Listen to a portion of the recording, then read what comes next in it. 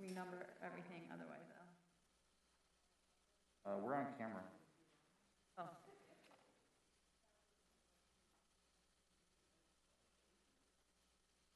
Hi, everybody who's watching and can hear me. We are having some technical difficulties, and when I get the signal to go, we will go. But we are in holding pattern at the moment. Recording in progress. Well, we need our city manager before we start.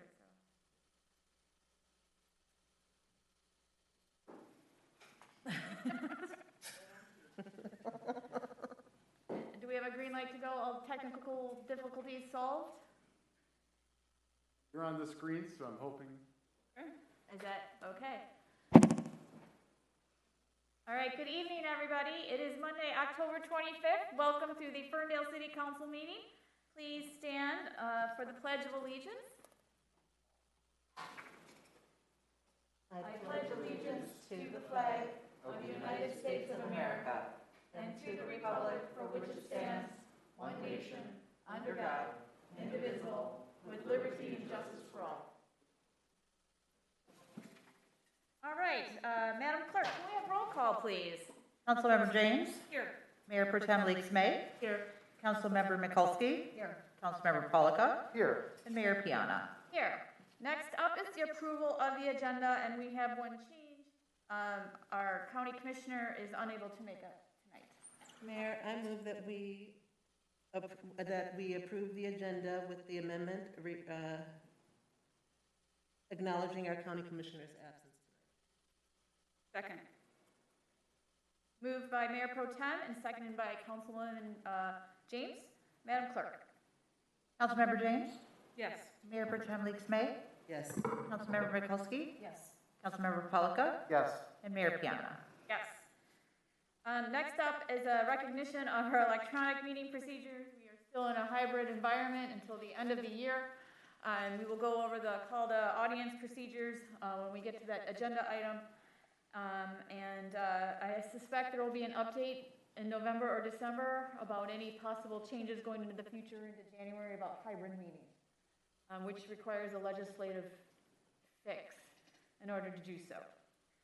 Okay, moving on to presentations. And our first presentation, 5A, is the introduction of new finance director, Phillip Whitfield, who I think is joining with us on Zoom tonight. Yeah, thank you, Mayor. I'll get just 1 second. Phillip, can you confirm whether you're able to? I am here. Yep, okay. I didn't realize we had him. So I'll provide a brief introduction. After extensive search for a new finance director that began, I believe, in July, we have the opportunity to welcome Phillip Whitfield, the city's new finance director. His first day was today. Phillip is joining us virtually. And so, Phillip, if you're able to, can you just introduce yourself to the city council and the community? Good evening, everyone. I'll make this short and sweet. I come to you from Haven, where I was the director of finance and administration there. Prior to that, I had a 20-year tenure with the city of Detroit, where I served as a manager of finance and administrative services, which covered purchasing and procurement, grant reporting, also a single audit, and I was an audit liaison for the city with respect to my department. I've managed budgets in excess of $80 million for city of Detroit. I've also managed budgets in the nonprofit sector as well. So I have a wealth of experience and knowledge in both sides of the table, so to speak, when it comes to both municipal government as well as corporate and government finance. Thank you. We are so glad you're here and you joined the Ferndale team. And I look forward Yes, to ma'am. meeting you in person. I look forward to it as well. All right. Well, thank you for joining us tonight. And I understand it's your first day today. Yes, it is. It's been a fun one. Yes. Starting off with a bang. So thank you for being here. Not a problem. All right. Next up, we are moving on to presentation 5B, which is Ferndale Beautification Awards. Robin, are you there? I'm working on it. Hold on a moment. Easy, easy, Madam Chair. I have to click the right buttons. Hi, Robin, good to see you. Good to see you all as well. I'm coming from the lovely historic village of Holly, where we are actually hosting an event for our antique store. So, needless to say, when I couldn't Shanghai anyone into doing the presentation for me, I had to do this myself. So, allow me to share my screen. And let me get to there, and then we will start. So you are going through a couple months of, right? Are you doing September beautification or just going straight on to October as well? Well, we are presenting the October Bootification Awards, and then we will talk about the holiday as well. So give me just a second to start from the beginning here. And so where are we? Come on. There we go. All right. So can you see the slide? Yes. Yes. Awesome. Okay.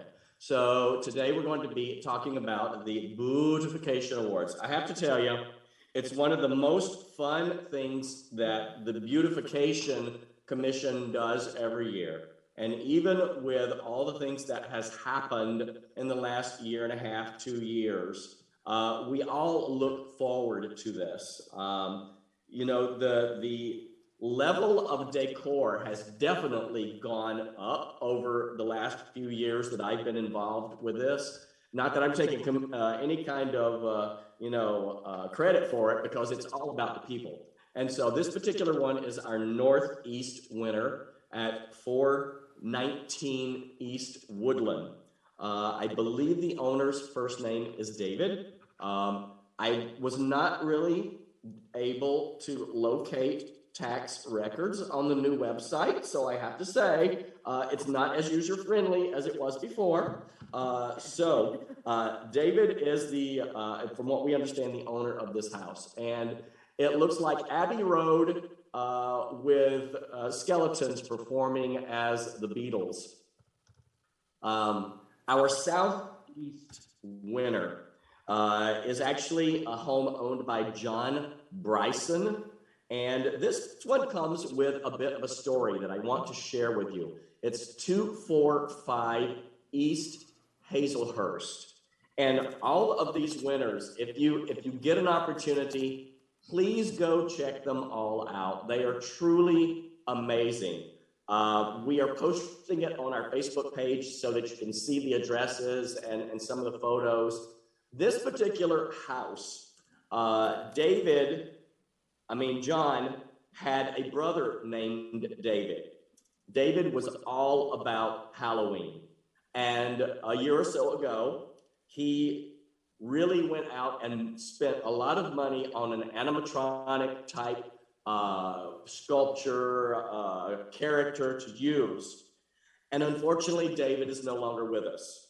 He died this past year. And so his brother, who was not into Halloween as much, has taken it upon himself to do all of this in his brother's name. And so for that, we are extremely proud of what John Bryson has done. It means so much when the community gets involved, when family gets involved, and it's a really amazing display. So when you get a moment, go over on East Hazelhurst after dark and check it out. The next one is our Northwest winner at 2301 Highland. I believe the owner's first name is Stephanie. We've reached out to all of these winners via Facebook in hopes that they would give us some information about their displays. Stephanie wrote a book, and I don't know that I have time to really go into all of this. And so go out, check out their display. It's very, very wonderful. And then, of course, Ferndale, another amazing display. You can see our sign there in the lower left-hand corner. It's 850 Ferndale, and the owner of this one's first name is Wendy. And Wendy has really gone out of her way to produce an amazing display for us also for Halloween. It just goes on and on. It is definitely creepy. I walked by it the other day. There you go. There you go. You know, we've got some awesome people in our community. They really get into it. There were so many other amazing displays that obviously we can't give everybody an award, but we certainly appreciate all their efforts, and we hope that everyone will get out. Go on our Facebook page for the Beautification Commission. Check out all the addresses. Go see them all. Finally, we want to remind everyone, coming up in December is our holiday lights, where we also recognize people who have decorated for the holiday season. So please take that to heart and give us some beautifully lit displays for the holidays. And then, of course, we are already discussing how to go and do the Night of Hope like we did last year with all the luminaries. So please stay tuned, follow us on Facebook, check in with us. We certainly appreciate everything that everyone is doing, and that's all I've got.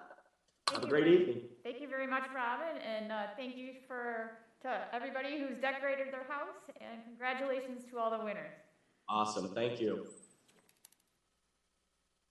All right, next up on our agenda is 5C, which is a lead service line replacement update presentation. And welcome to the stage, DPW Director Dan. Good evening, everyone. Give me 1 second here so I can bring another presentation.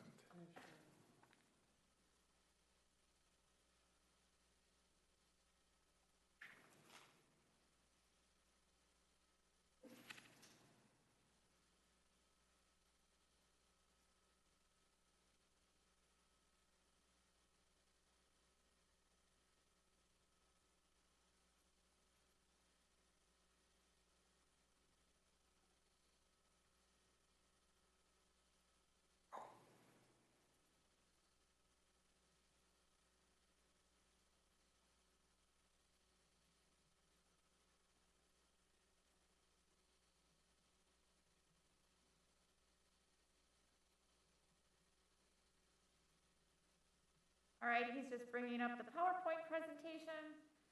I will cue the Jeopardy waiting music.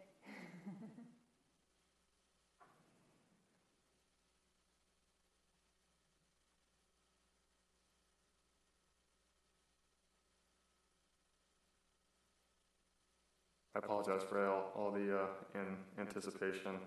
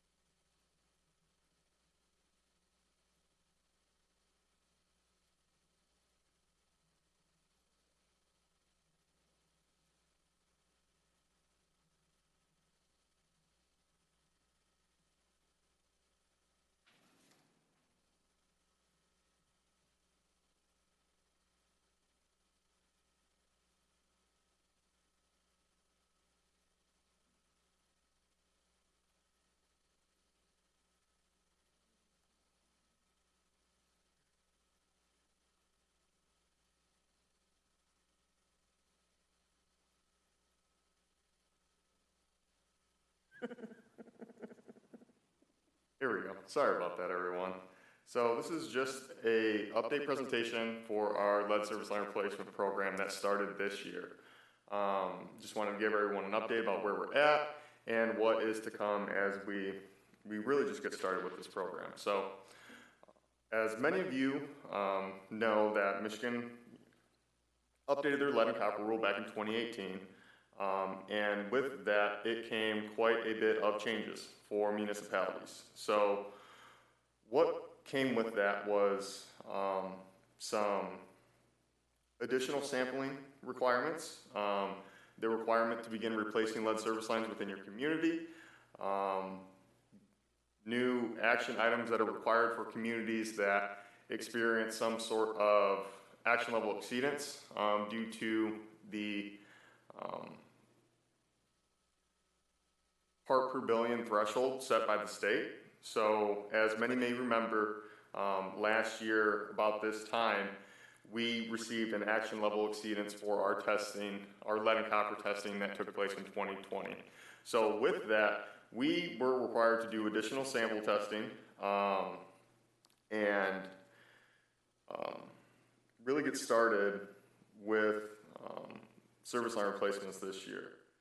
So this is just like a quick, you've seen this picture quite a bit of times, this diagram of what we're replacing. So with our new lead and copper rules, a municipality is required to replace any portion of the service line that contains lead from the water main all the way to the water meter. And that's just what we're doing, and we've been doing this year with the start of our lead service line replacement program. So the methodology that goes to our replacement program and determines our scheduling that we worked up for our 2021 year is our road improvement program that we have going on, our water main projects, our 5-year capital improvement plan, emergencies as they pop up, and then other determinations so we can meet our requirement of replacing 7% of our service lines this year. Really, we're guided by our water meter replacement program, our property records management.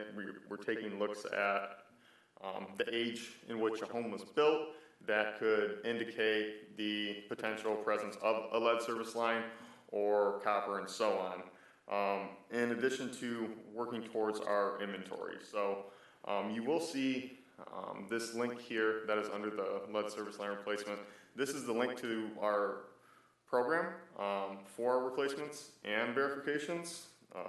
Policy language is on here that guides us for our replacement along with some additional information. And then it comes to our compliance. So with our lead action level exceedance, we were required to do additional water sample testing. And that was broken into 2 sampling periods. So our first sampling period was from January 1 to June 30th of 2021. During that sample period, we tested a little over 60 properties, 3 of which were above an action level exceedance, and then the state verified our 90th percentile as 8 parts per billion. 15 parts per billion is what the state sets as its action level. So, second round of sampling takes place from July 1st to December 31st of 2021. So, we completed all of our sampling early October. Our results that we'll be submitting to the state, or have already submitted to the state, I should say, we had a total of 4 sites that were above the lead action level exceedance, and our 90th percentile value was at 11 parts per billion. So, in addition to that additional sampling that we were required to do, we were also required to replace 7% of our known and unknown likely contains lead service lines by September 30th of 2021. We began replacing our service lines in April of 2021, and we were required to replace 413 of those service lines this year. To date, we have completed 8% of our known, unknown, likely contains lead service lines, which came out to 479 service lines that we replaced between April and September. So this graph here is really what our numbers are based on. So those numbers that are highlighted in gray Any portion that contains lead, contains galvanized previously connected to lead, likely contains lead. Those are the number of service lines that our replacement percentage is based off of. So it's roughly 5,800, which is where you came up with the 413 service lines at that 7% number. So at this time, we have submitted our replacement forms to Eagle. We did that at the end of September, since we were required to replace those by September 30th. And we're just waiting back on validation of what we submitted to Eagle, in addition to waiting for them to validate our second round of sampling, so we can, fully make it official. So kind of breaking down what we've done so far this year. Now, many of you recall back in April, came to council because what we did early on is we joined South Oakland County Water Authority in the RFP that they put out for service line replacements. So this allows us to begin lead service line replacements, really paying as we go with what we budget each year within the water and sewer fund. So we had $850,000. Council supported the approval of the contract with SACRA for these replacements, so we could expedite as much as we could. And we spent approximately $780,000 this year under the SACRA contract, and our contractor D'Angelo in doing those service line replacements. So that is something that we'll continue to look at as we keep replacing lead service lines, so we can replace as many lead service lines as we can afford to do on a yearly basis. And then next, you remember that we entered into a loan, drinking water revolving fund loan with the state of Michigan, in order to fund lead service line replacements. So we received a $10 million loan from Eagle, the drinking water revolving fund. And at that time, we figured that this $10 million would allow us to replace roughly 75% of our known lead service lines with the information that we had at that time. So we finalized up all the construction documents and the agreements and began replacements June 1st of 2021. We spent $920,000 under that loan. So basically what happens is our contractor comes into town, we do monthly disbursements of our loan, so our contractor gets paid, we send our information, documentation over to Eagle, and then they reimburse us for what we spent in construction costs for the month. So another cool thing is we were recently awarded approximately $400,000 in the form of a drinking water asset management grant from Eagle. These funds are going to be used and can only be used for us to complete service line verifications as part of our distribution system materials inventory that we're required to submit to the state and finalize in 2025. So that will allow us to do a few hundred service line verifications. So that is something that we can keep pumping into the actual replacement of service lines, that $400,000. So this is really a visualization of what it was that we did and how we did it. So like I said, in April, we started with the SACRA contract. We were able to replace 147 lead service lines. As part of our DWF contract and our loan from the state, we were able to replace 285 service lines. We replaced another 47. That was part of our 2021 water main improvement program. And we were able to meet the requirement of replacing 413 lead service lines by September 30th of 2021. Granted, we did hit 479, we hit 8%.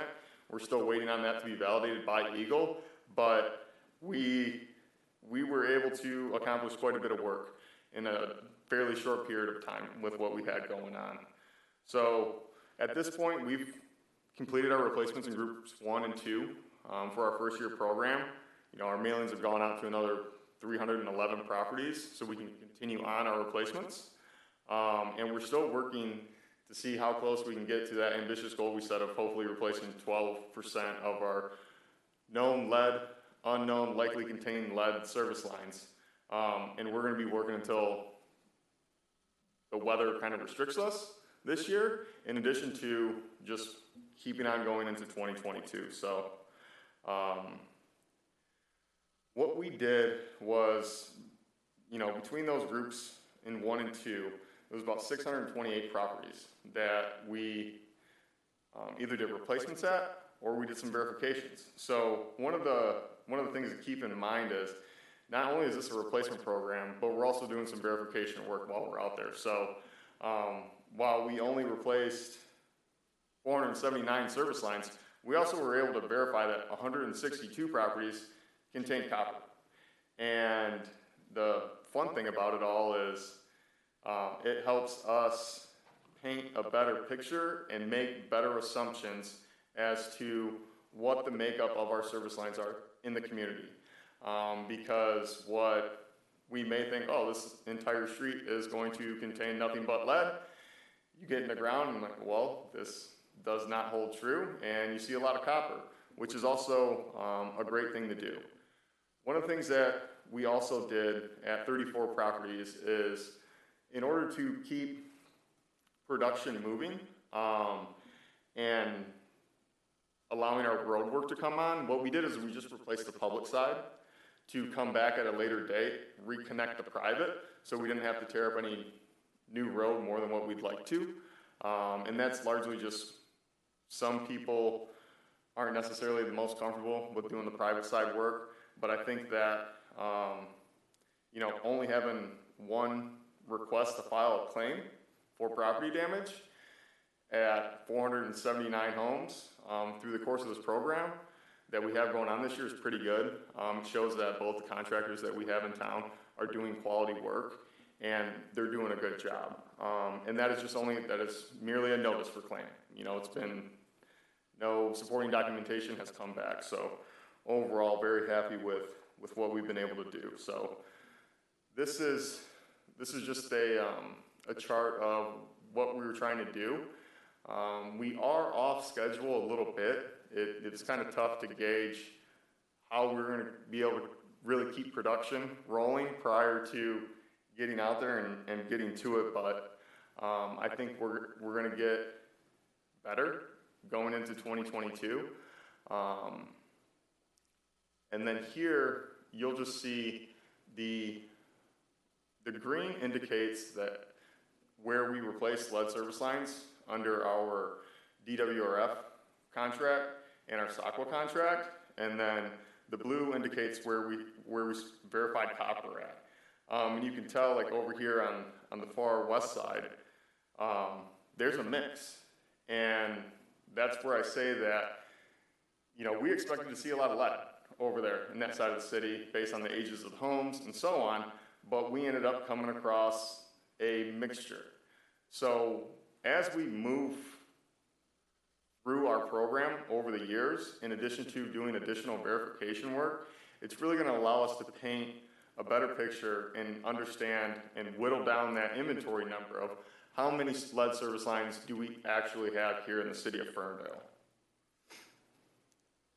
So with our initial mailings that go out, we're at roughly 44% response rate from folks. So that does require additional follow-up mailings, door hangers, and then people just come out and they'll talk to the crews, our project manager, and well, what are you doing out here? We're doing service line replacements.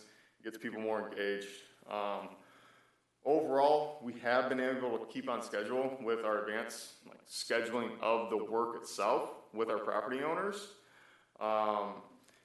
Depending on the day, our contractors are averaging between 5 and 6 replacements per day when things are moving nice, and that's largely because while it is a bit hectic for 6 or 7 weeks, by keeping them focused on the street allows us to keep our production numbers up.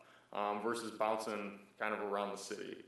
And then when we do have to do a full replacement from the water main all the way to the water meter, it's about 3 hours worth of work. So a property owner can anticipate 3 hours without water service during that time. So, some of the process improvements we'd like to see for 2022 is, one, understanding how we can really increase that initial response rate.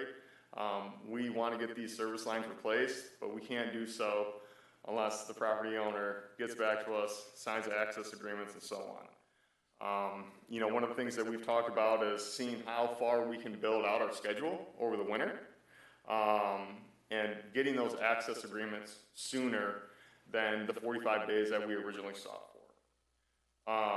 We got to come up with better engagement tools to explain what to expect during this replacement process. That may bump up our response rate quite a bit. Really just work at maximizing the number of replacements. So 2022 is going to be a cool year because we will have a full year of replacements. When you receive an action level exceedance, you have to have your service lines replaced by September 30th of that year.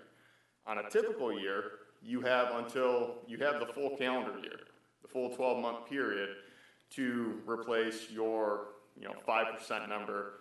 And so we'll have our contractor, all of our documents are all set up, so we can just keep scheduling under our D2RF contract. We've dipped our toes into dealing with D'Angelo Brothers and the Sacco contract. So we will have, 10 months of construction that we can just hammer out as many lead service lines as we can. Because we will not receive, or we won't be penalized if we spend our DWRF funding sooner than anticipated. It's just allowing us to replace more service lines.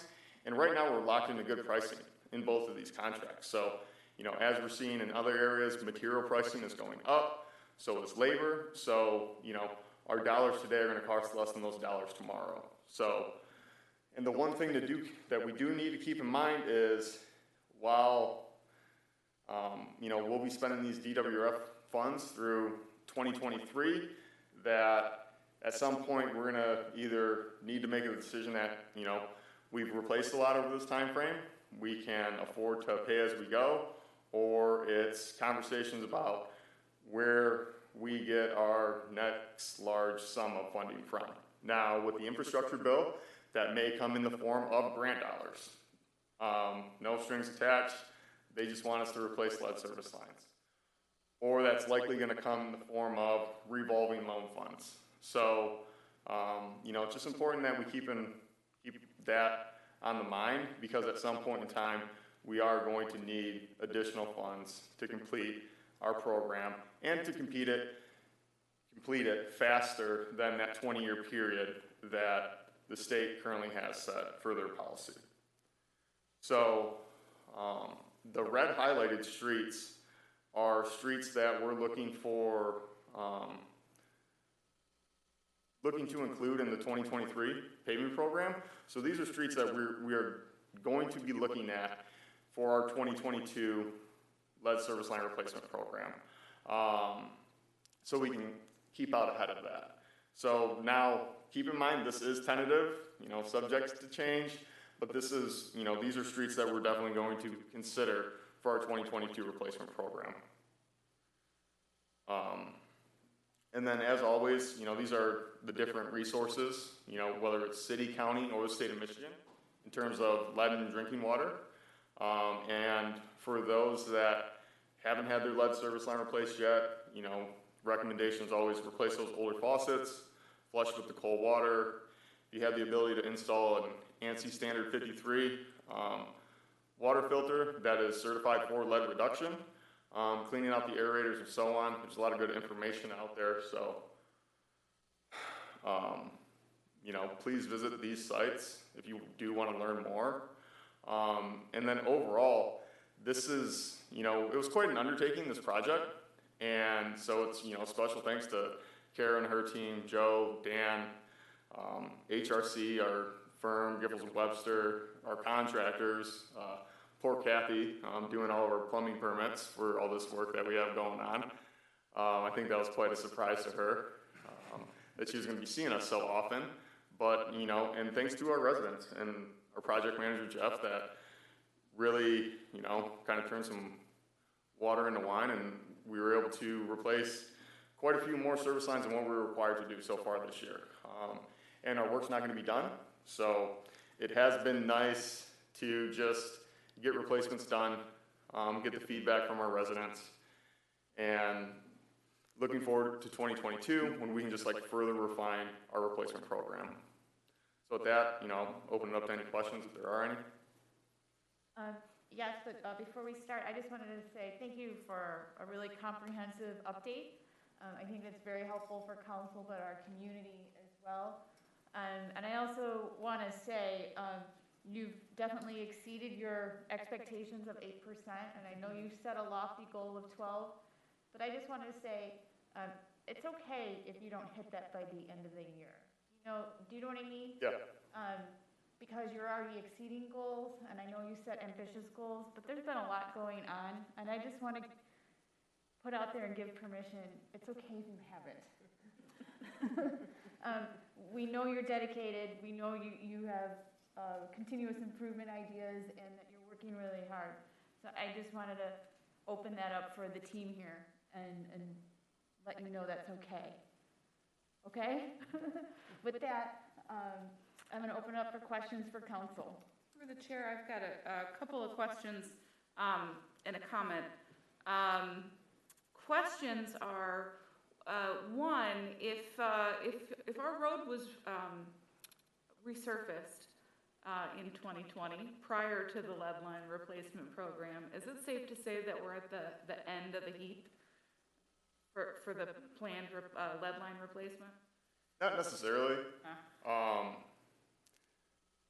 The thing to keep in mind is that our road projects are slated to be done come 2025 with our current road bond.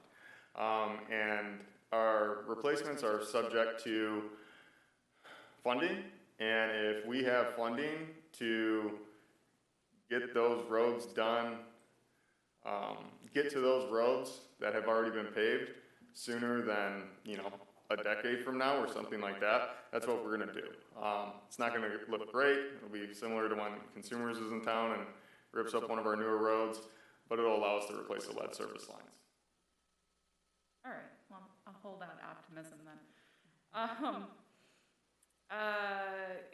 Second question is, you know, to the extent that, you know, home ownership or tenants have cycled through over the last year, how are we sort of continuing to notify residents of properties with either confirmed or suspected lead service lines to, you know, use a filter and mitigate exposure to lead? So that's running communications that CARE has going on our city's website. The one thing that is still in place right now, due to our lead action level exceedance, is a blurb on your water bill regarding that lead action level exceedance. You know, this is something that speak with CARE about, and you know, what continuing education we keep doing. We are, as we come across a new lead service line, we are required to notify that property owner when we do that verification work. And when we're out there doing the replacement program, you know, we're doing an additional visualization right there at that time. But I think it's just that continual, you know, this is what's going on. It's going to come to light every time, this time of the year. You know, we just saw that Hamtramck had a lead action level exceedance. You know, some folks may be aware to the situation in Benton Harbor. That has been on the free press quite a bit. So, you know, there are always calls that we get, and it does give us the opportunity to direct people to the resources that we have on our website, the county's website, and the state, and so on. If they potentially have a lead service line, or even if we don't know, that way everyone can take the proper precautions. I'll do one quick follow-up question that's probably rhetorical because I don't think you're the right person to ask this of. But I guess maybe it's more of a comment then. It would be great to know if we have any ability to require or help facilitate landlords notifying tenants. Because if that water bill happens to be going to the landlord instead of the tenant, you know, it would be nice if we could figure out a way to sort of close that loop to make sure that tenants are getting that notification as well, just if they don't happen to have that information. Oh, Kara's gonna speak to that. That's a really great point. And because of that, we've made sure that we've included it in all of our print newsletters. And it's going to continue to be in all our print newsletters every 3 months going forward, which goes to every specific address, including every specific apartment and every one of our partners. Thank you, that's helpful. And then my last comment, this is more to the public than to your presentation, but I happened to go to the dentist last week.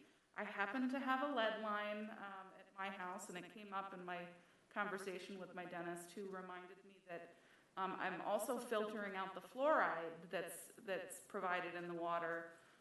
So folks might want to consult with their dentist about whether or not they need to add a fluoride rinse to their routine, since we're not getting that from our water if we're using filtered water. Otherwise, thank you for a wonderful presentation and for the progress that we're making. Other questions from council? Through the chair? A couple questions. One, if we go back to slide 9, you have under group 4, November to January, a couple of streets I noticed was East Troy, Woodward to Paxton, and Ardmore, Woodward to Hilton. I've noticed that those were 2 streets that were recently resurfaced. I'm assuming those houses on those streets were ones where we only did the public access? So with East Troy is a newer water main. So we'll be focusing on the private side of things. We won't have to do our public side replacements. Ardmore, we pulled up in this schedule so we could get it done right before we paved it. So we had a little bit of flexibility there in terms of that. So that's why they're on here. What was my other question?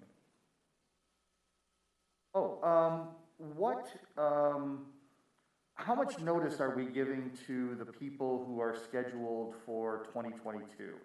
Are we, I guess this is more of a suggestion, are we able to notify, you have, a number of streets that are listed for 2022, are we able to notify residents on those streets to just say, hey, you're going to be slated for 2022. This is just an initial notice. You'll get more information next year about when the timing is going to be, but at least to give them notice now so they're not shocked that they're going to find out 2 months ahead, all of a sudden they need to, make sure that their house is in order for people to come in and adjust the meter and all of that. Yeah, no, absolutely.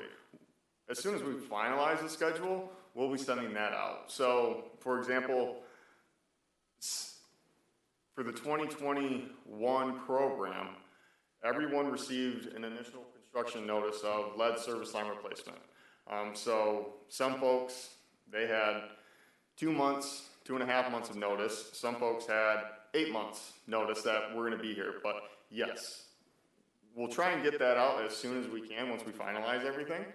And then it also allows us to just schedule out that much further in advance and, build out our program for the year. Our contractors like us keeping the production numbers up, and we like getting the replacements done. So, it's going to be easier on us, and it is a lot better for the residents, especially if they planned on doing some landscaping. Just wait till we come by, and then, don't let us tear anything brand new up. Let's wait a little bit. And then the only thing I have is a comment.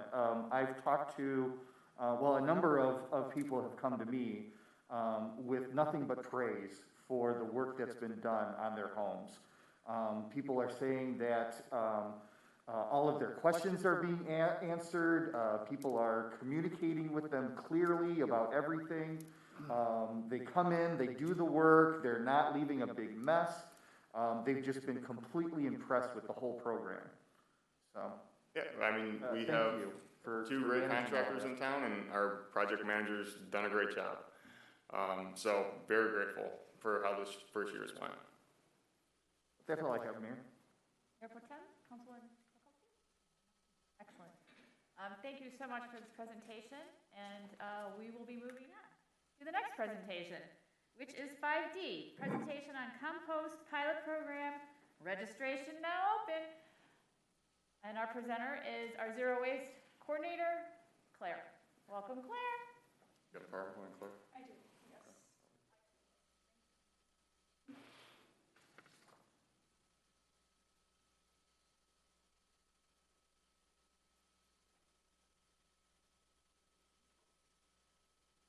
Hey, good evening, everyone. I have a compost pilot program update for you all. This will be pretty brief, but I just wanted to give some major shout outs to our participants and our residents here in Ferndale. So just a quick overview of the program. This is a grant-funded compost pilot program that will run for 1 year. And the organic waste is collected by our contractor, My Green Michigan, in 64-gallon rollaway carts.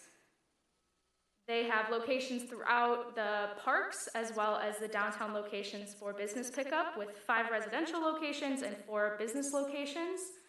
We've seen a pretty remarkable demand for the residential program. I'll get into kind of our numbers in a minute here, but it's really exciting news. And we also still have a few business spots open, so businesses can still apply on a rolling basis. There's not a deadline for those. We still have a few openings, so if you know of any businesses that you think might like to participate in the DDA district, you should let them know to contact me so that they can participate.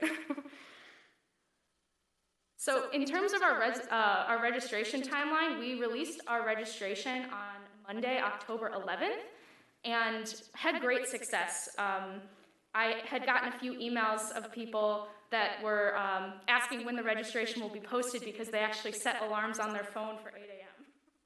So they were really excited that this was going to be released. And we had 150 signups within the first 2 hours, and we actually reached the capacity of the program of 250 within 18 hours.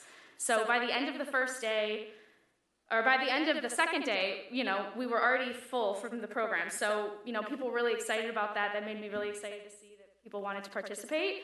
And because of that, we began questioning if we might need a few more spots to accommodate the demand for the program. So on October 14th, I calculated out the cost of adding an additional 150 participants, and it was looking pretty good, so that's why I'm here today. Today we have a total of 381 residents that have signed up, so we have quite a few on our on our wait list. The drop-off locations will open for these participants on November 3rd, and you know, we are pretty excited that we want to add an additional 150 participants to this program. So for the first 250 that signed up, we got them their materials, which included a 5-gallon bucket that had a nice secure lid and a sticker that had all of the acceptable materials on it. They came by on Saturday morning to pick up the materials, and we had a great turnout of almost 200 of our participants. I kept hearing over and over that people were so excited about the program, they'd roll down their window and say, "I can't wait, I'm so excited, give me my bucket, please." I don't, you know, don't waste any time. And I just want to give a shout out and thank you to the FESC members who, some of them volunteered for this event and helped it run smoothly, and we had a really great time seeing the response to the pilot program and hearing everybody's excitement and enthusiasm, and it was a really positive experience. Sadly, you can't see any of the major smiles behind the masks, but you can just know that they're there in the glimmer of their eyes. So for the additional program details, I'm pretty excited to announce that City Hall will also be participating in this pilot program. So for the entire year, we will compost our used paper towel waste from the restrooms and the break rooms. So I'm glad that, you know, we will also be able to participate and provide some data for our municipal building to see how that works out at the end of the pilot year. The reason we wanted to add the 150 participants to this program came from the fact that the Ferndale newsletter that went out in print didn't actually receive all of the residents before the program was released that Monday morning. And a lot of participants that found the material went to sign up and then realized the program was full. So in order to, you know, create the sign up in the most equitable fashion, we want to, you know, add additional programs for those that rely on print material for their city updates. And it will be super beneficial to the program because the more households that participate, the more food waste we can capture and the more data that we can learn about this program. So if you have anyone that would be interested in signing up, or if you're interested in signing up yourself, make sure you do that very soon because we're almost at our max, our new max of 400. For the program growth, like I said before, we can add 150 participants for very little cost over the course of 1 year. So if we increase the weekly service between the 5 locations from our 10 bins to 14 bins, that will be able to accommodate the food waste from the additional 150 participants. And it will cost $1,200 for the additional materials, which are the buckets and the postcards, as well as $2,000 over the course of the year in hauling cost. So it's a pretty affordable spending for almost doubling, well, not quite, but adding a bit more participants and, you know, really matching the demand that we see from such a new and exciting program. And I really just want to give a huge thank you to all of our participants who I've been communicating with, and they've really made this program fun and rewarding to plan, and seeing their commitment to sustainability is really impressive to me and gives me a lot of hope. So I'm excited for everything to launch on November 3rd. Excellent, thank you for the update. Are there any questions from council? Really enthusiastic about our community, it's great. Thank you. Thank you. All right, next up is call to audience. We set aside 30 minutes here at call to audience, and everybody is invited to speak about any topic on or off the agenda.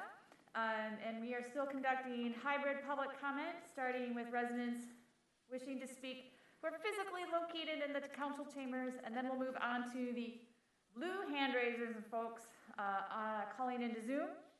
And just as a reminder, we have a vision dedicated to inclusivity and a community that values diversity and respect, and an official commitment to anti-racism. So respectful and courteous behavior during public meetings supports these values, and allowing neighbors across all spectrums of beliefs and viewpoints to share their thoughts in a supportive environment is what we support and welcome. And just remember that some people calling in or attending, this may be their first meeting, they may have some speaking jitters, so we want to let them know that we know that happens, and that your voice deserves to be heard, and we welcome you here. And again, for the most productive conversation, comments should address issues and not people. And please address the city council and myself rather than staff. So with that in mind, I'm going to open it up with comment here in City Hall. And I see we have one person who would like to give comment. Welcome, Sharon Chess. Thanks for being here in person. Yeah. Oh, no. Go ahead, I'm sorry. Hi, I'm Sharon Chess from Earl Boulevard. I have 2 things. When I come to council, if I have an issue, I always like to come with a possible solution. And my first issue is at the corner of Pinecrest and Earl, we have a GoMo bike station there that is very intrusive to the intersection. And the residents on that block and across the street from the corner use that corner, or used to use that corner for additional parking for their families and gatherings there. We've witnessed a lot of So far, I don't think there's been an incident occurred where somebody's got hit, but where somebody was taking their bike out into traffic when a car was turning right onto Earl Boulevard, or when they're making a left turn into it, if their view is blocked in any way. So my suggestion is that you take that bike station, and like all other bike stations around the city, move it over to where the repair station is on Pinecrest. It made so much more sense to us who live in that area to put it there in the first place, because it's by the sidewalk, by the repair station, by a park bench, and it doesn't impede in traffic. So we'd like that to be looked at and moved as soon as possible. Also, we've been waiting for a very, very long time for speed bumps on, I'm echoing, those are all the other residents on Earl and Pinecrest. We'd also like speed bumps on Earl. There has been, and it is in the planning when they redo the street, but I don't know when they're going to get around to it.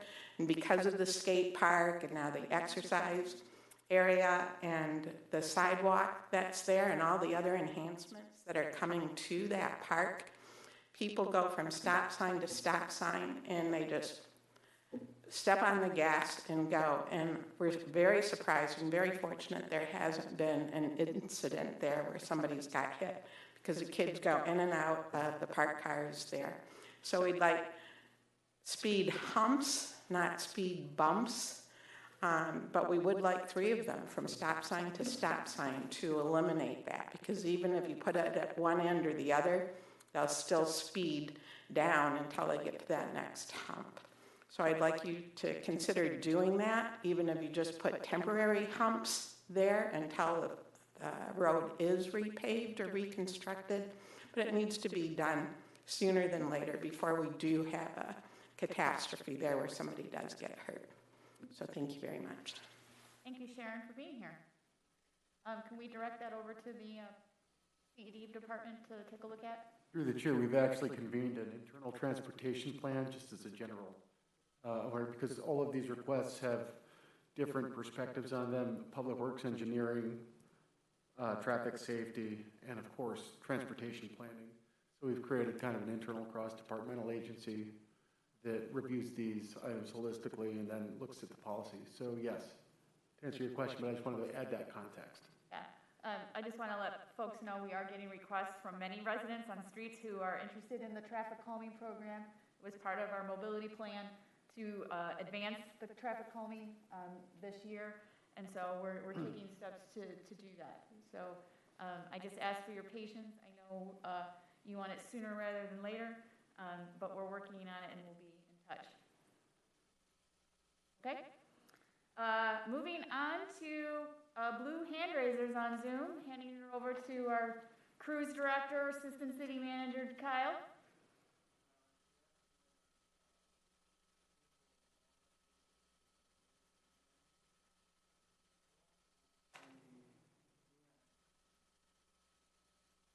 Are there any people calling in phone calls? Are you on the air? No. Okay, seeing none, I'm going to call the audience at this time, and moving on to the consent agenda. All right, I'm going to read it in entirety, and council will make their decisions. All right. 6A, approval of October 11th, 2021 meeting minutes. 6B, approval of heating season startup inspection and CSD1 report at Coolidge Community Center by Siemens, an amount not to exceed $5,335. 6C, expansion request for one-year hauling contract for the 2021 Compost pilot by My Green Michigan to increase the weekly service amount of organic waste bins for the residential compost program from 10 to 14. 6D, approval of one-year agreement for the use of Southwest Storage Yard as a transfer site of leaves by South Oakland County Refuse and Recycling Authority, and authorization of the mayor and city clerk to sign agreements. 6E, approval of rental loader for leaf season from Michigan Cat in the amount of $10,440. The expense charged to sanitation fund contractual services account number 226-000-818. 6F, approval of the MDNR Trust Fund Agreement Amendment to extend the deadline to implement planned improvements at Wanda Park and authorization for the Parks and Recreation Director to sign the contract. 6G, consideration of the annual grant between the State of Michigan's Indigent Defense Commission, the Department of Licensing and Regulatory Affairs, and the City of Ferndale. 6H, consideration of promotion of graduate management assistant to consideration of promotion of graduate management assistant to an assistant to the city manager. Congratulations. 6I, approval of HVAC planned maintenance and repair services agreement for 10 municipal facilities by Rolls Mechanical for $21,630 annually with the expense charged to general fund facilities management contractual services 101-265-818. Approval for DPW facilities manager to sign agreement with Rolls Mechanical after approval of city attorney. Wow. 6J, approval of emergency polling location changes for precincts 3 and 9 to move from the Kulik Community Center to Ferndale High School due to potentially unsafe building conditions at the Kulik Center. 6K, approval of the bills and payrolls as submitted by the city manager's office and subject to review by the council finance committee. What is the pleasure of council? I move to approve the consent agenda as read. Second. Moved by Councilwoman James and supported by Councilwoman Mikulski. Madam Clerk? Mayor Pro Tem Leaks May? Yes. Councilmember Mikulski? Yes. Councilmember Polika? Councilmember James? Yes. And Mayor Piana. Yes. And that consent agenda is approved unanimously.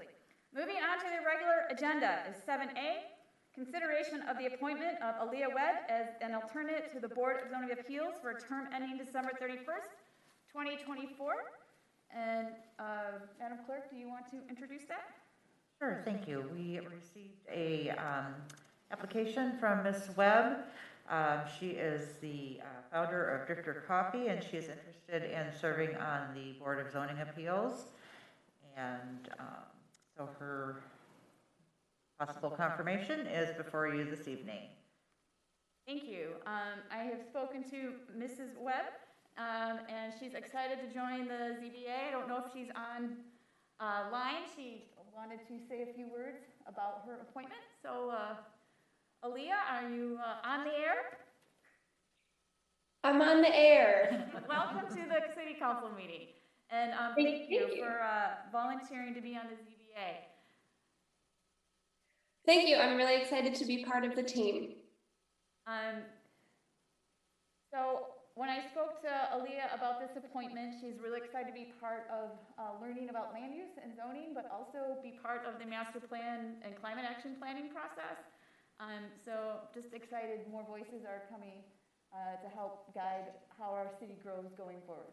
So thank you for being here, and thank you for being a part of the Board of Zoning Appeals. Thank you very much. I appreciate it. All right, so we would need a motion to proceed. I move to confirm the appointment of Aaliyah Webb as an alternate to the Board of Zoning Appeals for a term ending December 31st, 2024, as submitted by the city clerk. Support. Moved by Councilman James and supported by Councilman Polika. Madam Clerk? Councilmember Mikulski? Yes. Councilmember Polika? Yes. Councilmember James? Yes. Mayor Pro Tem Leaks May? Yes. And Mayor Piana. Yes. And Aaliyah and staff will be in touch about onboarding onto the Zoning Board of Appeals, okay? Woo, thank you. All right, thanks for being here. Okay, moving on to 7B is consideration to authorize a budget not to exceed $20,000 to fund shoring of the Kulik Center boiler room per recommendations cited in the WJE report, and authorization of an additional $5,000 in funding to install a gutter system to deter additional water ponding from the boiler room roof. And introducing this or co-partnering is our facility managers, James Jameson, and the city manager. So. Yeah, Mayor, this is really a continuation of our roadshow from the previous council meeting. So tonight, first of all, let's confirm everyone in the viewing audience can see the presentation. I believe I'm seeing it here, so I assume that everyone can. So tonight, I'll be leading the discussion, and any and all subject matter expertise and technical questions will be deferred to our facilities manager, James Jamison. So this presentation is, as promised, a follow-up from the previous city council meeting. Before we begin, I'd like to structure the conversation kind of around articulating, based on what we heard at the last meeting. I want to just take a minute to establish kind of the current state of the Kulik Center, and then we'll flow into the structural analysis report. So I want to take a minute to step back and acknowledge it. On October, during the previous council meeting, one of our intentions was to really set expectations around the determination of whether the Kulik Center could reopen in the fall. And so we wanted to be clear that we were making the decision to close that due to structural and safety concerns. We were briefed verbally by the contractor, and then they provided this written report that is included in the packet today as kind of just a substantiation of those concerns earlier. There was a structural assessment report. We won't go back into details from the previous council meeting, but that the results or the indications were presented publicly. In the near term, we know that the action recommendations from them are that no matter what, we need some shoring reinforcement to shore up the structural integrity of the damaged area. We know that there are some gutter solutions that need to occur to address some of the ponding contributions from all the rain we had. We know that the seasonal startups really had to be determined for all city facilities, and you'll note in the consent agenda that we did request council consider the approval of the seasonal startup of the existing boiler system for this fall. And one of the things I wanted to do was get an opinion from our building official once we shared this report, and the building official gave us an opinion that pending shoring and reinforcement, the building could be made available for limited certificate of occupancy. And when I say limited certificate of occupancy, I mean that's defined, the access to the building is limited to staff on a minimal basis and or contractors that we approve, such as Meals on Wheels and our smart dispatcher. So the occupancy of the building is actually quite limited still. So those are the near-term decisions, and I want to juxtapose that against the long-term decisions on generally the community center. And some of the points that I wanted to try to just present publicly is a reminder that the city still doesn't have ownership, but we fully acknowledge that there's some significant issues that the Kulik Center requires. Right now, we're not in position to solve our own problems because of the lack of ownership, and the problems I'll kind of articulate in the coming slide. The center requires major investments. We have performed a facilities condition assessment for all municipal facilities, but we'll be presenting those publicly at a city council workshop in the coming month. So we can really help articulate the need. The balance sheet right now, because we don't own it, really any investments we make just will reflect the city's budget liabilities. We don't own the building, so we won't see an asset increase that you would typically see for any of those capital investments. And finally, the step back is just to fully acknowledge that one of the reasons City Council approved the facilities condition assessment for all facilities is that we have to make decisions strategically and holistically according to all facility needs. And that's a point that I wanted to make when we set intentions for this evening's discussion.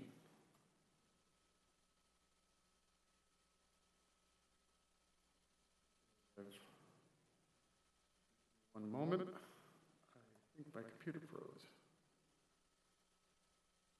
I apologize. Give me one moment, and I will try to reset that again.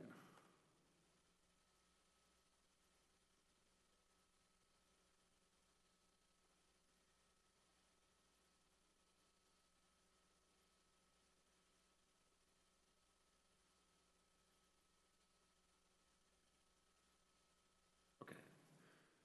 Thank you for your patience. So in fully describing, I wanted to fully describe the dissatisfaction, one that I heard at the last meeting, and I would put this slide as what we know to be true today.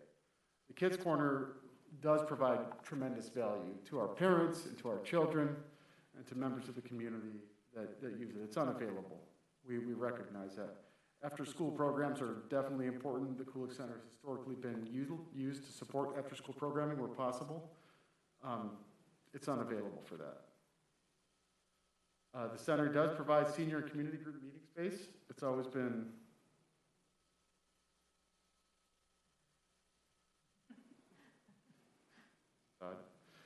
sorry about the disruption. That too is unavailable. We're having to lean on others for that to meet those obligations for community meeting space. Our Parks Department and our Smart Dispatch, they don't have adequate or reliable office space. And we fully acknowledge that. And we, at this point, aren't in a position to control a city facility to offer an adequate warming or cooling center as we have in the past. So one of the points, the theme that I'm trying to make is we don't have the control to make decisions for ourselves right now. And that goes back to we aren't in a position to solve our own problems. I asked our communications staff to review the minutes and put together a word cloud for me on all the public comment related to last Monday's item. And I thought we would put that together and again, looking for themes, community, the passion and interest in the community and pushing forward a community center as a requirement of the government is critical. And I want to set that as an expectation of something that the administration, appointed administration, hears and knows to be true today. So this slide really focuses on yesterday's solutions or today's problems, right? And so the Kulik Center in our agreement with the schools to use that has been a wonderful cooperative opportunity, and it was a great solution to a problem we had to provide dedicated community space 21 years ago. It's a problem today because the age of the community presents significant repair and replacement concerns, and we don't own the facility. So that said, I think understanding the importance of the community center as a strategic priority for the community, and City Council has reinforced that expectation. Today's problems present tomorrow's possibilities as we step back and imagine what's possible. So thinking that through, focusing in 90 days, my first step is to really bring forward the FCA. So we are looking to schedule FCA facilities condition assessment, the full results of all municipal facilities. We would like to conduct a City Council workshop within at least the next 30 days, if possible. Step two is really understanding the Kulik agreement. We are approaching a budget session in the winter, working backwards from a winter budget discussion. We have to understand the ownership issues, understand what our objectives are moving forward, and understand the balance sheet when we look at all city facility needs in context. And then identify visioning, identify the decision-making boundaries, and identify what's possible, what's important to the community. Step four, we would like to collaborate with the mayor and the council on a community-driven decision process. I want to formally and fundamentally acknowledge the importance that it is for the community to drive the decision-making process. It has to be supported. Zooming back in, looking at tonight's decision, I wanted to really just call attention to what the ask is. And the ask here is to reinforce the ceiling of the boiler area, which, as the report indicates, is required whether the building's occupied or not occupied. So that's just the right thing to do. It's what the report requests us to do, and that's what the funding is asking us to do. Based on James's contact, his estimates are that work could cost up to $20,000. And so that's reflected in the ask tonight. The second is a request to fund the installation of a gutter system to address any of the flood-related issues on the roof. And James estimated that to be up to $5,000. I'll have James speak on that in a moment at the conclusion of the presentation. There are scheduling issues and there are capacity issues that make it the timeline projection variable for that work to be completed. But I want to be clear, until we reinforce that area, the building will have no occupancy. So not even the limited occupancy. The building official substantiated this in his opinion.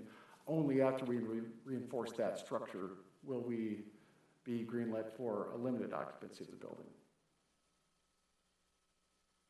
So in summary, tonight's is really an objective decision-making.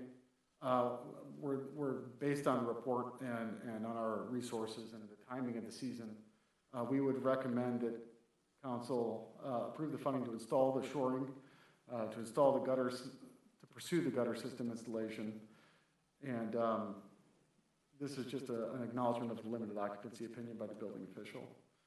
The goal, stepping back out for the facilities condition assessment, again, we're working through scheduling issues. This is November, it's quite a competitive scheduling month, but we are trying to get the contractor to present the updates and walk City Council through it as a group at a public meeting, via a workshop kind of public meeting as we've done in the past.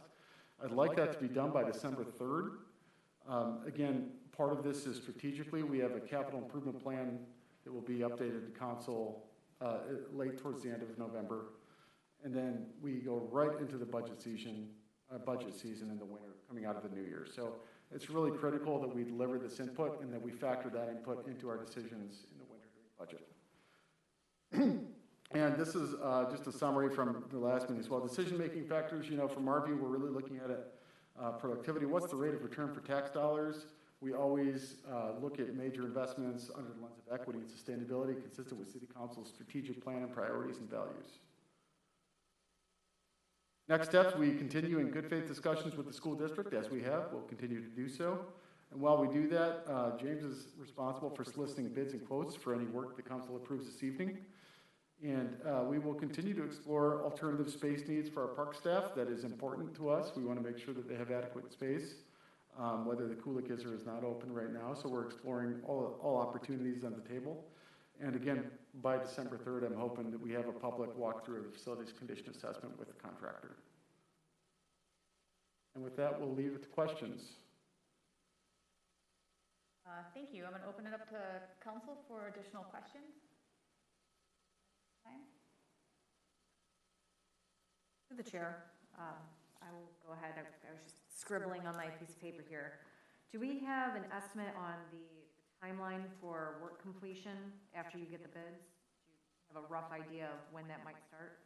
Yes, Councilmember, I'm thinking it'll be about 2 weeks, roughly, just based on the conversations I've had with local vendors and contractors, for sure. And it's my understanding that this work is just to shore it up, but not to allow people to actually use the building. What would it take to get us to that point? Do you happen to know? I'm not sure. It's hard to say, and part of the reason it's hard to say is really until we remove all of the plaster ceiling and start to do additional testing on all the anchors for all the utilities, it's really difficult to say what we would need to do to mitigate risk enough to the point where you could actually allow people to be in the building safely. I would assume that the cost would be prohibitive. I would assume that would extend the timeline really far out in the future. The data that we have right now is useful enough to say that that roof needs to be replaced. I'm just not sure how much more measuring and assessment we could do to definitively say what we would need to do to make that structure safe, if that makes sense. The number that we saw last council session of $120,000, was that roundabout what it would take to, given that we don't know the actual cost at this point, but is that a roundabout number to get it to the point of being able to support recreation activities? So going back to that, I believe that that's just a rough construction estimate for replacing that roof structure entirely. And that's, obviously that number could go up, it could go down depending on the way the structure is built. You'd have to know a lot more than we know now to come up with a better ballpark for that, but that would be a number for replacing everything, and that's obviously something that would take a considerable amount of time as well. And the building would, again, have to be closed because your whole boiler plant, your distribution panel, and everything else would have to be shut down while that work takes place.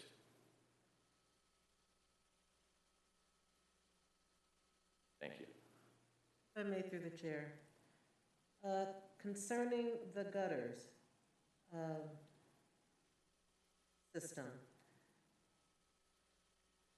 What is, or is it a realistic, or maybe an optimistic question to ask whether or not DPW could have any sort of input as far as installing the gutters, at least? Yeah, that is potentially something that DPW could handle internally. We're looking at that. We do have a local vendor that we can buy gutter parts. Typically, we've done repairs, less so installation, and the only reason I would have a concern with us doing that internally is before we do the shoring, I don't really think we want to put a bunch of ladders and people on that roof to get up to those gutters, so we would have to rent some equipment. It's something that we can figure out, but personally, it seems like a better job for a contractor who does that every day. So just a follow-up then. So I can understand why the roof would be the priority. So I don't know if this was Councilwoman Mikulski's question, but the time frame for, well, you have to get the contractors to do the roof at this point, which we don't have, right? Right.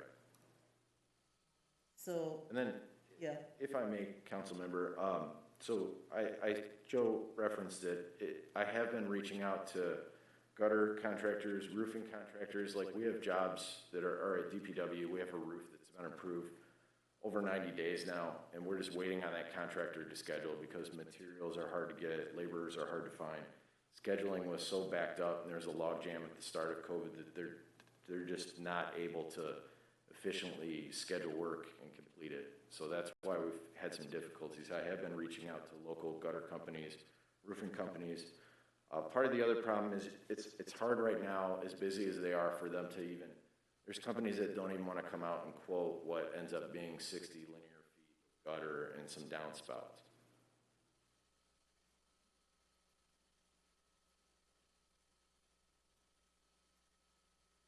Hence my question about DPW, so, right? What's that? Hence my question about DPW with the gutters, because perhaps they can.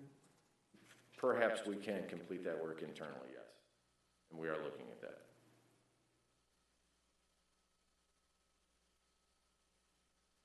Additional questions from council?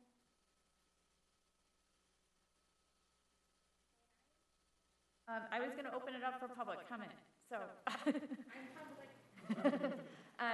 So at this point, there are no further questions from council. I was going to open up for public comment, and we do have an audience member in the audience, so come back up, Sharon.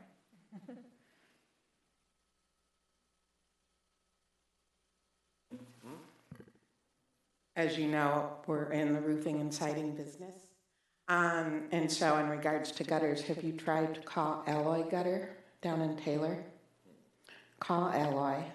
They're the company that we use. They have a lot of crews, and they seem to come out to our jobs in a relatively short period of time. Okay, so reach out that way. You guys keep talking about shoring up the roof. That's not clear to me what shoring up means. Is that putting on a blue tarp? Is that putting on an EPDM? To what degree are you shoring up the roof?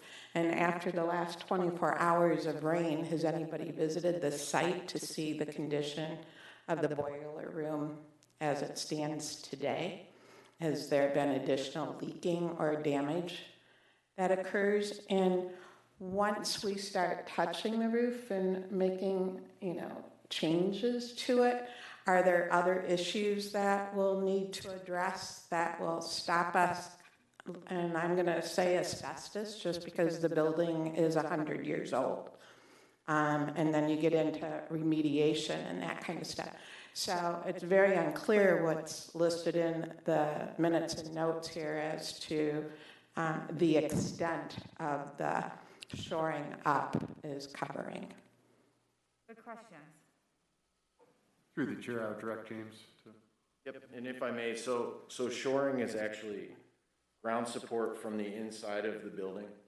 So if this was the boiler room that we were standing in, the mid-span is the middle of the room. That's where they're seeing a little bit of sagging, some depreciated load capacity. So what they're going to do is ground support That'll be putting a beam up across those mid spans to hold them up from the inside. The roof has actually already been repaired. They've reinforced the pipe penetrations, and we've pretty much stopped any rain from coming in since the storm. And we still have a presence in the building, and we're there daily. So, that's it. Thank you.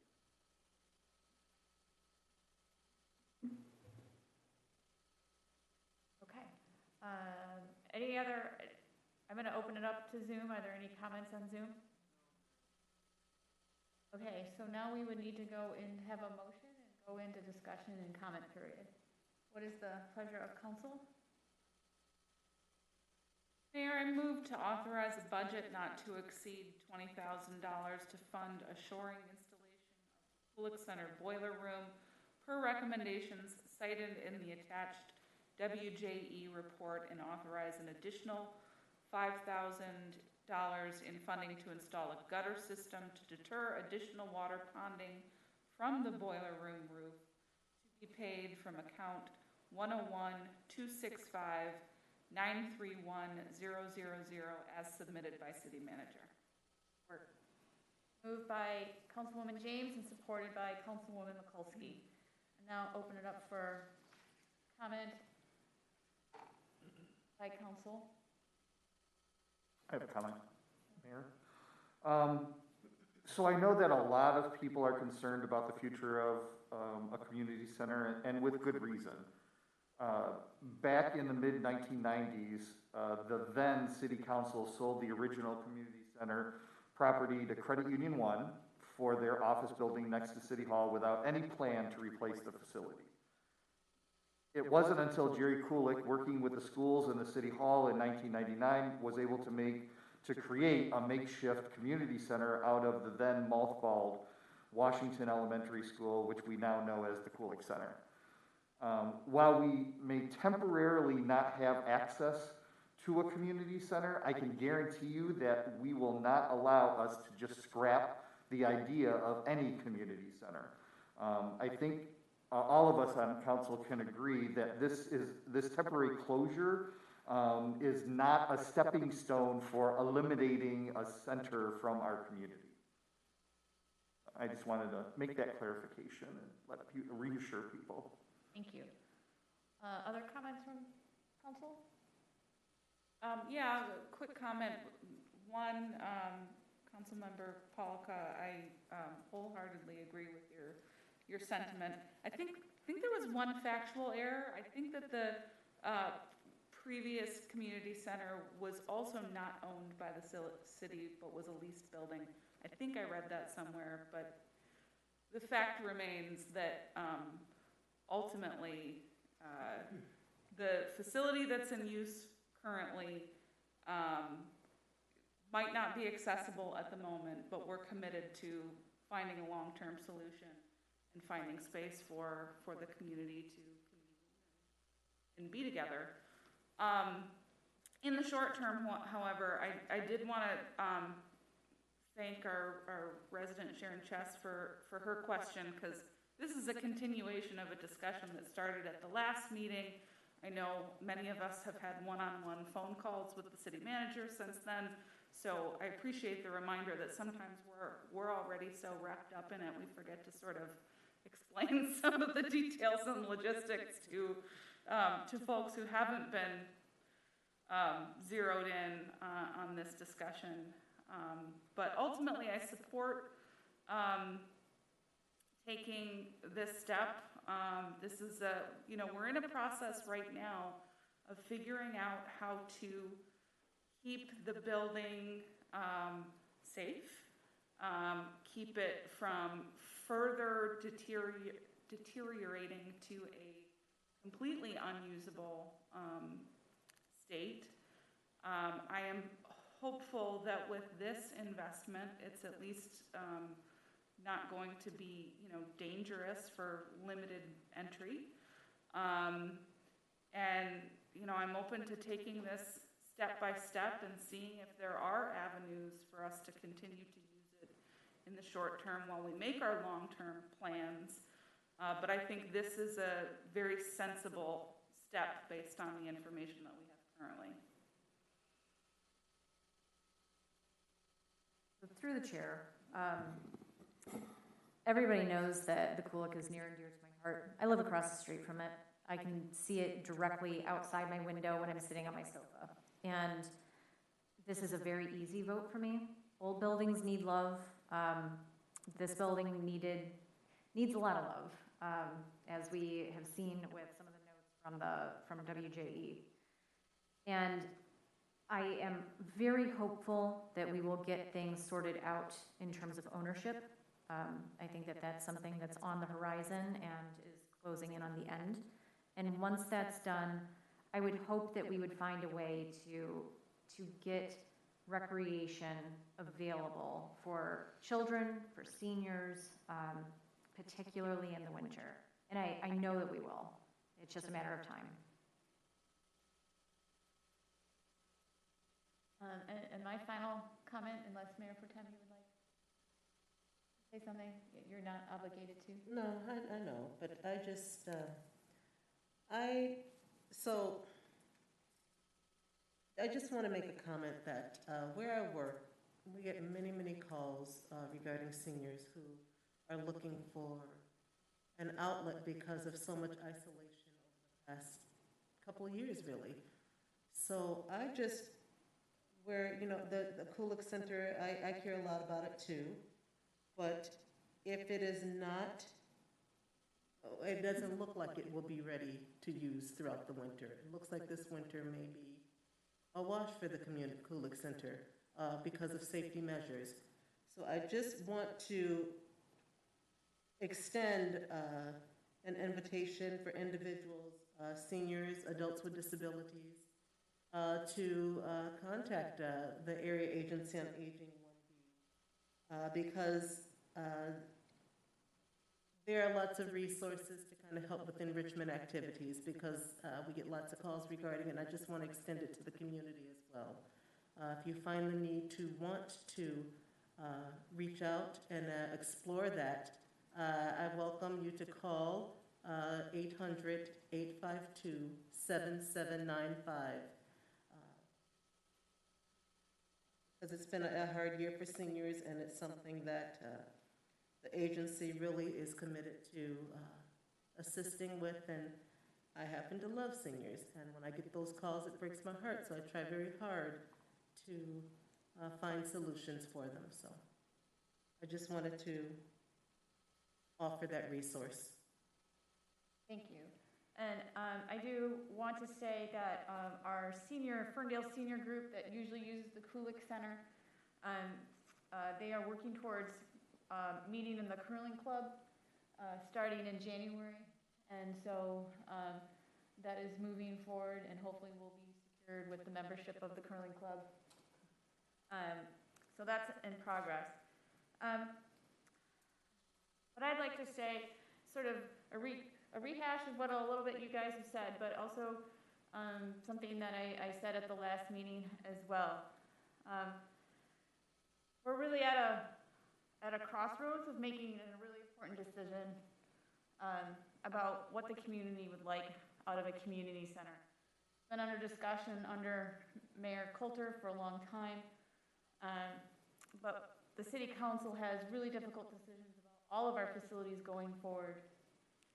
And we need to take a different approach than what has been done in the past to figure out how we spend your tax dollars going forward to shore up all of our facilities so that not only our staff have a great place to work and modern facilities and the appropriate facilities to do their work, but also the appropriate facilities that meets the needs and expectations of this community in terms of the community center. I know that there is strong emotions, rightly so, and they're expected. I expect those because this is a huge change in the neighborhood of closing down the facility because of safety reasons. You know, the concern of what happens to all the existing services and how do we find temporary homes for them, that is ongoing. And that is a significant change for the residents around the center It's a significant change for the parents and the kids and the seniors who use the center and people who come and have their family events there. And it's also a significant change for our staff, our Parks and Rec staff. They are homeless too, in terms of an appropriate work environment to do their jobs to serve this community. And this is unsettling for everyone. I feel it, I hear it, and that is okay, that it is unsettling. Because we will get through that together, and I think if we just acknowledge that we're all feeling, what is next, and there's a lot of unknowns, but what is known is that we have a good process to go forward to discuss this. I know Counsel is very dedicated and being very thoughtful and reviewing the data that is to come and listening to residents as well. What I hope for is that we come together and be compassionate and kind to one another as we navigate these difficult choices together. I know that we are capable of doing it because we have done it through every major crisis since I have been on City Council. And that's how we make progress as a community together. So how I am dealing with, because there's so many issues, I feel like sometimes I call it a knot or an onion. There's so many layers to the issues here, particularly with obtaining full ownership of the property. And the City Council and staff have been negotiating for 3 years with the school district. Under the negotiating team was Councilman Pollica and former Councilman and Mayor Dan Martin, and now Councilman McCulsey and I are partners with our city manager on the negotiating team going forward, and we are being really diligent about making sure that we solve that problem. That's the first and foremost. There's two problems: shoring up the building and then figuring out the lease agreements and ownership. And they're happening simultaneously, but they're both very complicated. So I just wanted to say we're working through it. It's stressful. These aren't easy things for us to handle, but that's okay. We signed up for this and we're moving through it together, and ask you to join us in supporting the process that we've laid out, because we need your support to figure out where we go next. So with that, no more questions or comments from council. I'm going to put it up to our Madam Clerk to do roll call, or vote call. Hey, Councilmember Pollica? Yes. Councilmember James? Yes. Mayor Pro Tem Leaks-May? Yes. Councilmember Mikulski? Yes. And Mayor Piana? Yes. All right, we are moving on to call the council. And kicking this off is our city manager with department updates. Thank you, Mayor. We will begin this evening with an update from Jordan Torrey, our CED Director.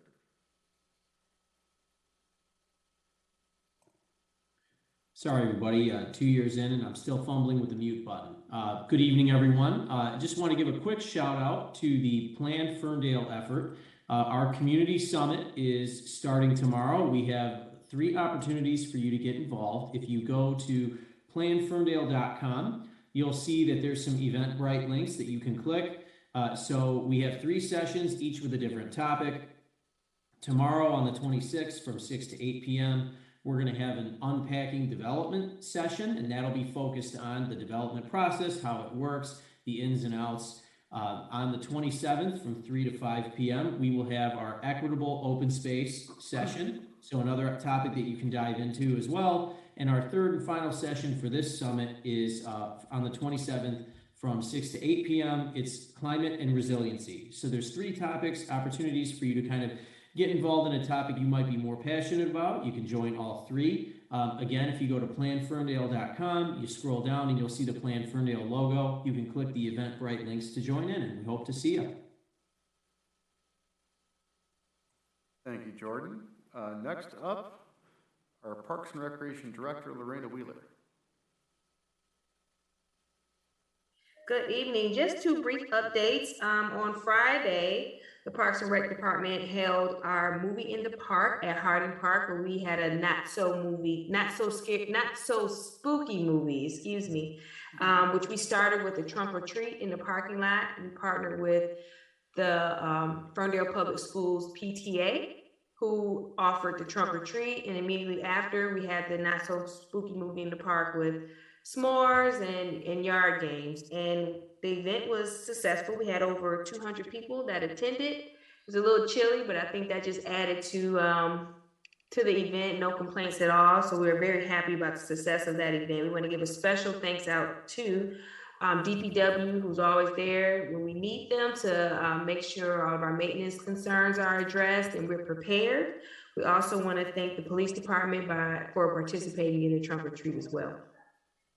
Then lastly, at the last meeting, I said I would give an update on the numbers for Fall Fest, and we did have approximately 700 people that attended this Fall Fest. And again, I want to give a special shout out to our Department of Public Works, or DPW, because they are very crucial in making sure that our events are put on seamlessly and with all the behind the scenes things that they do. So again, thank you. And that's all I have for tonight. Thank you, Lorena. Nice numbers. Next is Chief Emmy with the Police Department.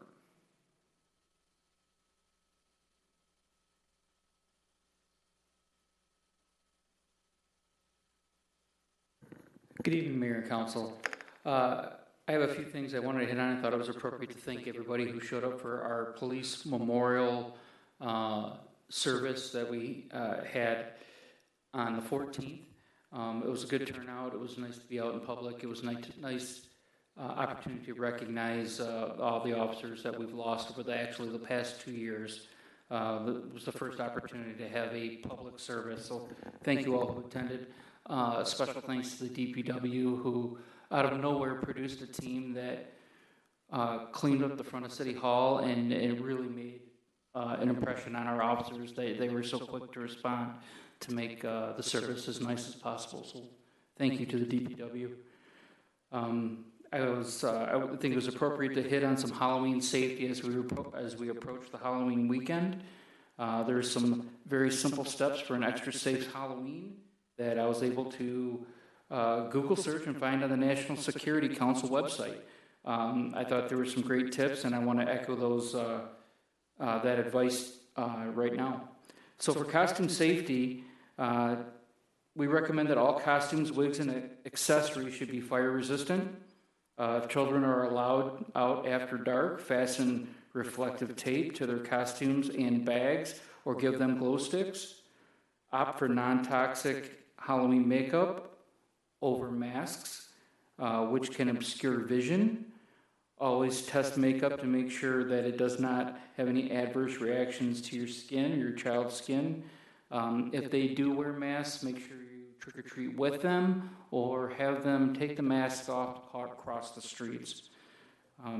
When they're on the prowl, here's a scary statistic. Children are more than twice as likely to get hit by a car or killed on Halloween than any other day of the year. I know that's a shocking fact. If your older children are going alone, plan and review their route. Make sure it's acceptable to you. Agree on a specific time for your children to return home. Teach your children never to enter a stranger's home or a car. Instruct your children to travel only in familiar, well-lit areas and stick with their friends. Tell your children not to eat any treats until they return home, and take care to avoid any food allergies.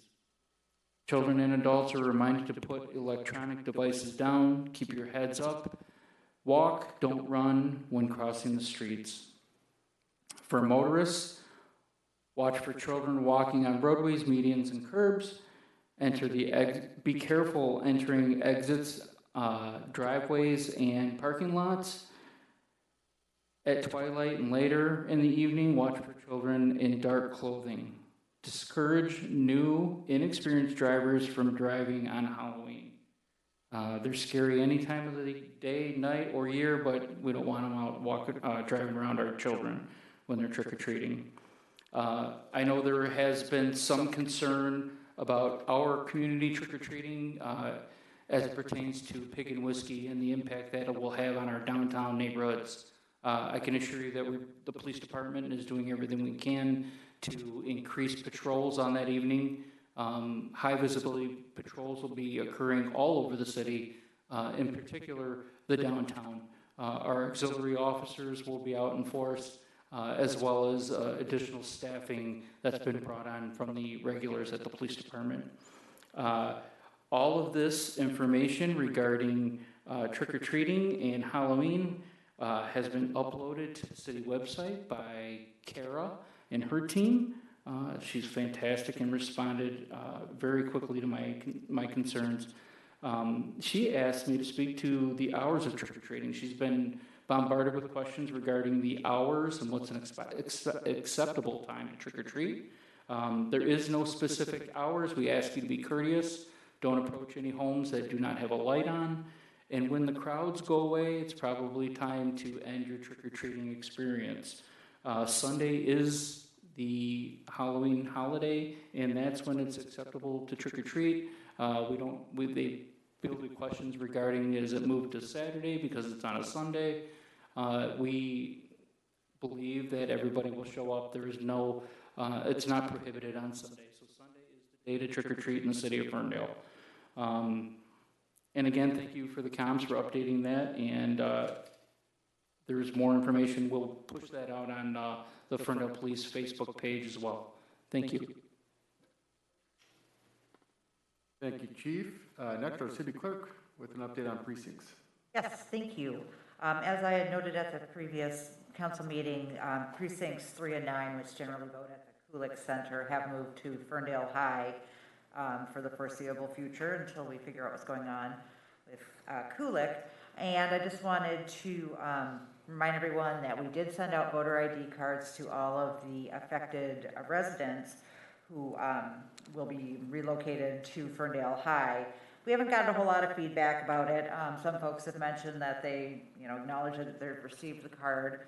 But what we do want to remind folks, if you receive a voter ID card to your address that's not addressed to you and someone doesn't live there anymore, that's definitely something that we want to know so that we can follow up, which means that we would start a cancellation countdown for the voters who don't live at your address.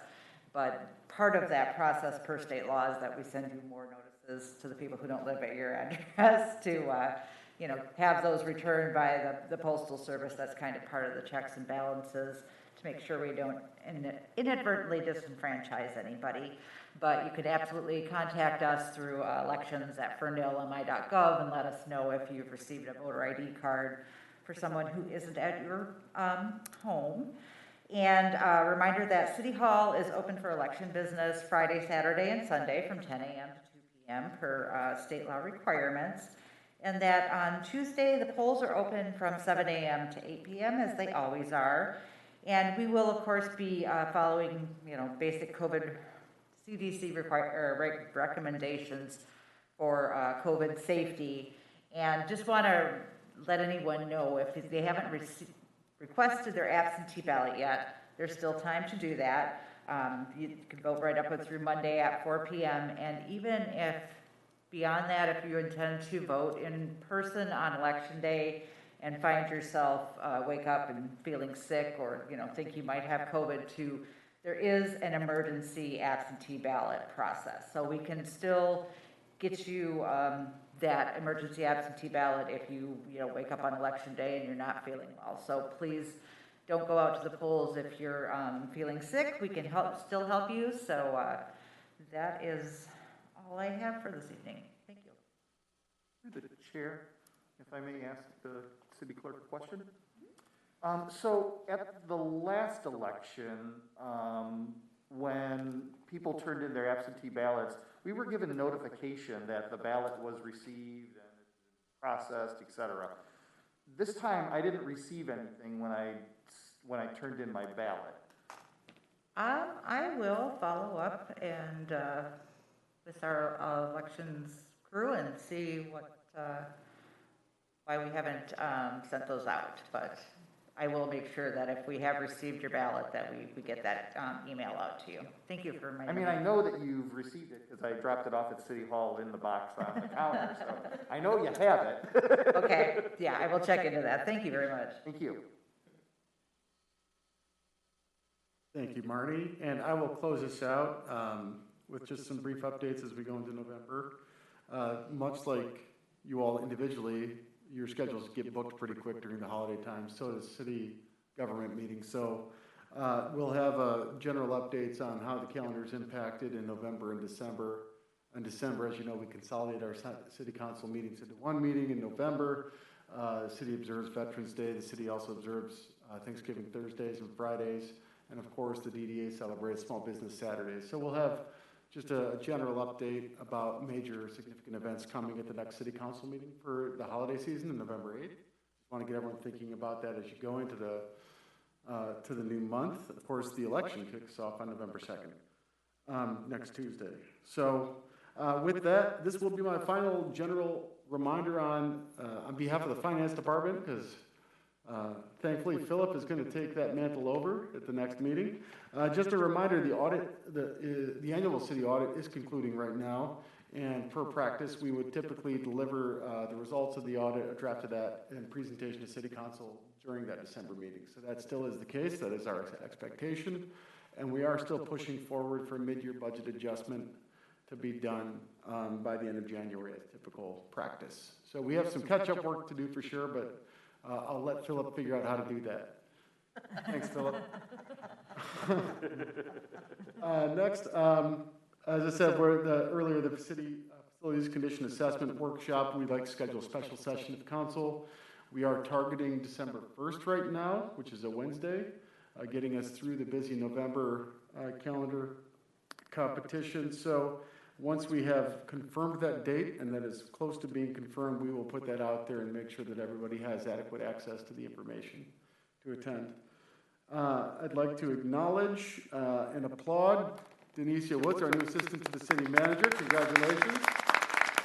She's done an amazing job really carrying forward a lot of strategic initiatives. This promotion is well earned, especially how she's adapted successfully, as we all have through the pandemic. It was no small thing to adapt to, and so we really just are grateful for you, and I can't wait to see what's possible. So thank you.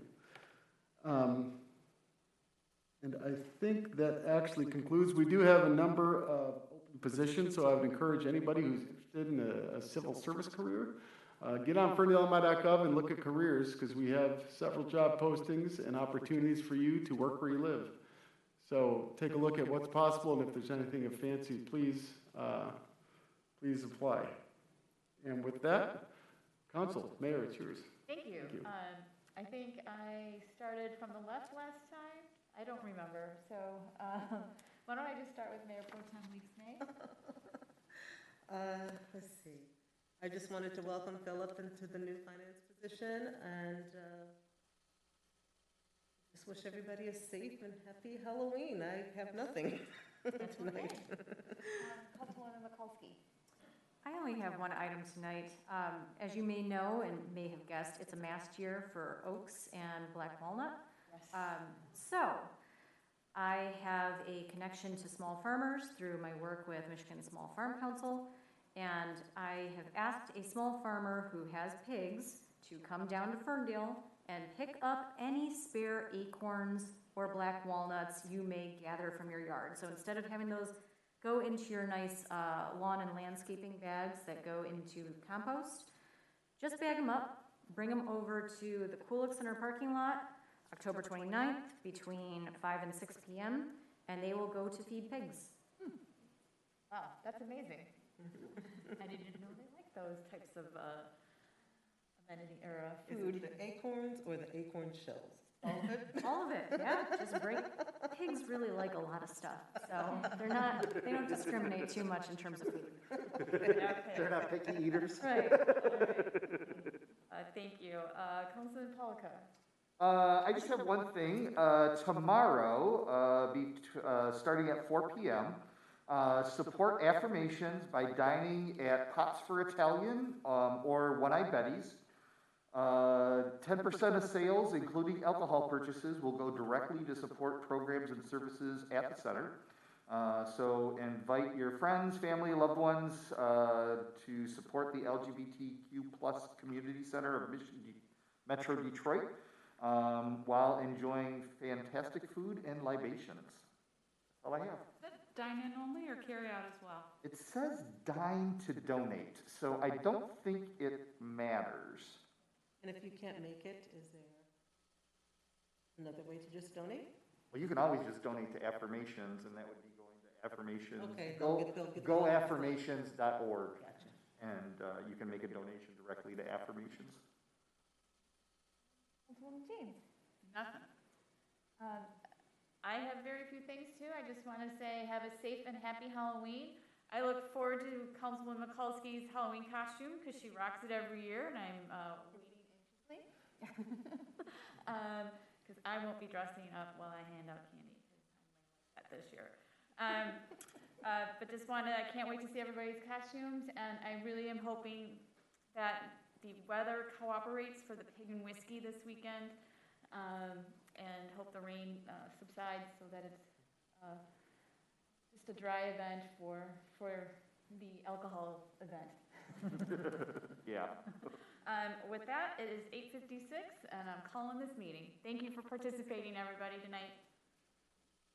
Recording stopped.